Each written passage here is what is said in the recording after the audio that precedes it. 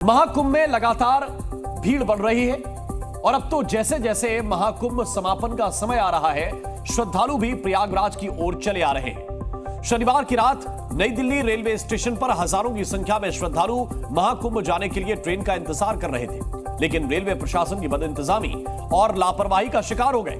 देश के सबसे नामी रेलवे स्टेशन पर ऐसी भगदड़ मची कि 18 लोग दुनिया छोड़ गए। भगदड़ पर जिम्मेदारी तय होनी चाहिए, कार्रवाई होनी ही चाहिए।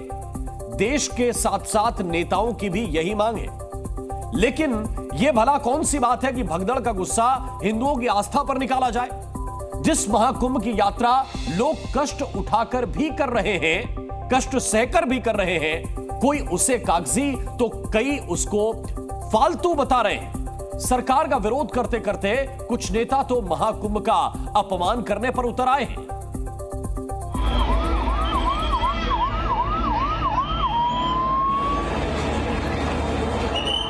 मंजर तो बहुत भयानक था।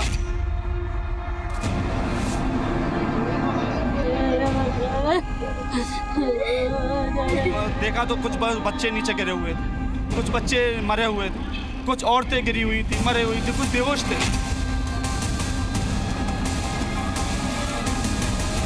बहुत बुरा मंजर देखा हमने। मालिक ऐसा किसी को नहीं दिखा है।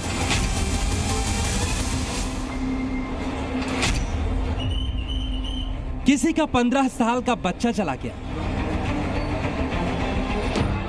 किसी की बिटिया काल के गाल में समा गई।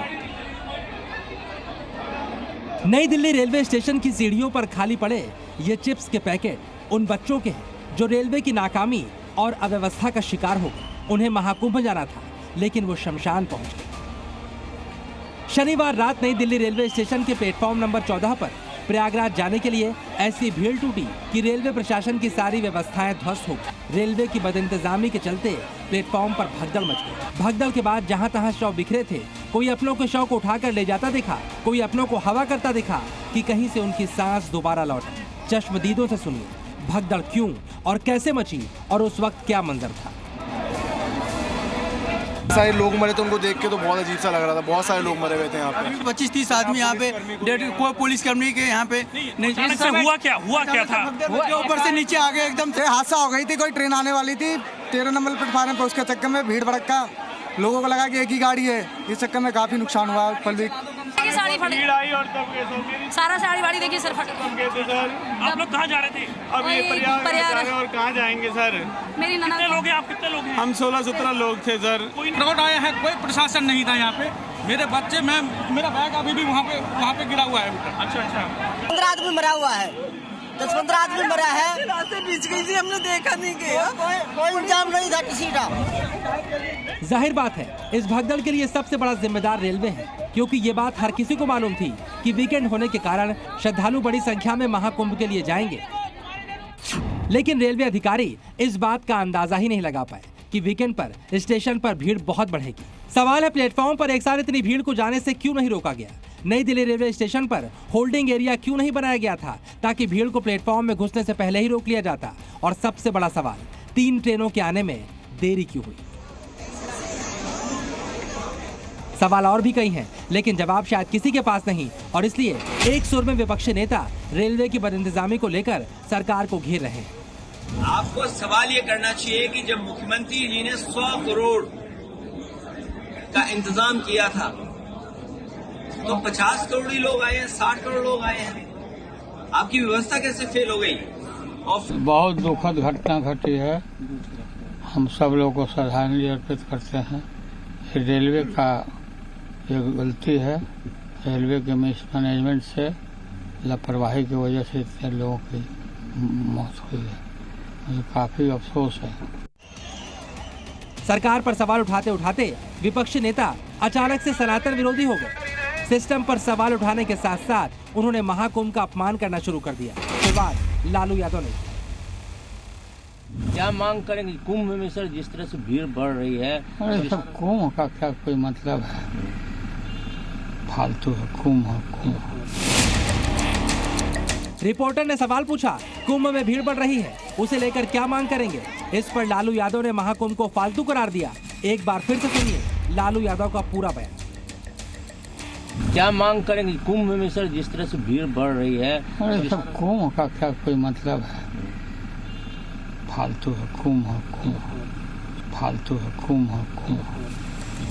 महाकुंभ के अपमान करने वालों में लालू यादव का साथ दिया समाजवादी पार्टी के अध्यक्ष अखिलेश यादव। महाकुंभ पर सरकार का विरोध करते करते उन्होंने महाकुंभ को कागजी भव्य दिव्य कुंभ करार दिया। मतलब अखिलेश यादव को लगता है कि इस बार महाकुंभ की भव्यता सिर्फ कागजी है। अखिलेश यादव और उनके सांसद अफजाल अंसारी पहले भी हिंदुओं की आस्था को ठेस पहुंचाने वाले बयान दे चुके हैं। मान्यता है कि संगम तट पे नहा करके व्यक्ति पवित्र हो जाएगा, पाप धुल जाएगा। अगर पाप धुल जाएगा तो इसका मतलब आगे वैकुंठ में जाने का रास्ता खुल जाएगा। तो जो आलम दिखाई दे रहा है उससे तो लग रहा है कि नर्क में तो कोई बचे ही नहीं और उधर हाउसफुल हो जाएगा। जो बात ये सांसद जी की पूछ रहे हैं, एक गाना मैंने भी डाला था जहां हमारे पार्टी के कार्यकर्ता कुछ लोगों को खाना खिला रहे हैं। एक गाना मैंने डाला था, बहुत फेमस अंग्रेजी गाना है वो।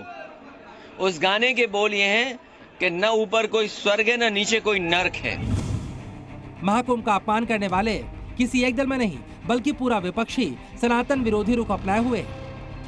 कांग्रेस अध्यक्ष मल्लिकार्जुन खड़गे ने तो ये तक कह दिया कि महाकुंभ में डुबकी लगाने से गरीबी दूर नहीं होती। कांग्रेस के ही एक नेता हुसैन दलवाई ने कहा था कि महाकुंभ में स्नान से बीमारी फैलेगी। समाजवादी पार्टी सांसद अफजाल अंसारी ने कहा था कि कुंभ में एक मालगाड़ी गांजा भेज दीजिए तो भी कम पड़ जाएगा। अब लालू यादव को महाकुंभ फालतू लगता है तो अखिलेश यादव को भव्य महाकुंभ कागजी नजर आता है।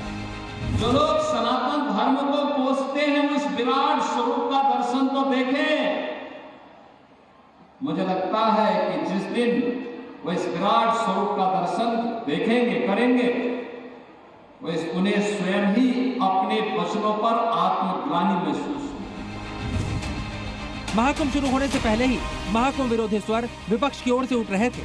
साधु संत और महंतों के नेताओं से अपील है कि भगदड़ और अव्यवस्था के बहाने महाकुंभ को बदनाम ना किया जाए। बहुत सारी दुर्घटनाएं होती रहती हैं, सड़कों पे होती हैं, रेलों में होती हैं, कहाँ नहीं होती हैं। लेकिन जब बात कुंभ की आती है, कोई बात हो जाती है तो हम उसको जोड़ने लगते हैं, दोषारोपण करने लगते हैं। जहाँ मतलब ना सदता हो वहाँ पर हम कुछ भी कह सकते हैं, ऐसा नहीं होना चाहिए। बहुत सारी दुर्घटनाएं होती रहती हैं, सड़कों पे होती हैं, रेलों में होती हैं, कहाँ नहीं होती हैं।